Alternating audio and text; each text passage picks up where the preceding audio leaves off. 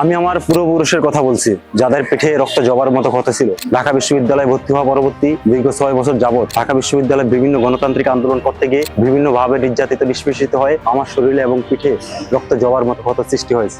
সর্বশেষ July August গণঅভ্যুত্থানে Dhaka বিশ্ববিদ্যালয়ের মাটিতে সন্ত্রাসী গোষ্ঠী ছাত্রলীগ যখন আমার ভাই ও বোনদের রক্তাক্ত অবস্থায় ঢাকা মেডিকেলের ইমার্জেন্সিতে প্রত্যক্ষ করি, তখন তাদের রক্ত ছুঁয়ে শপথ করে বলেছি, ফ্যাসিস্ট খুনি হাসিনার পতন না হওয়া পর্যন্ত রাজপথ ছাড়বো না। আজ গণঅভ্যুত্থানের প্রায় 1 বছর পূর্ণ হয়েছে।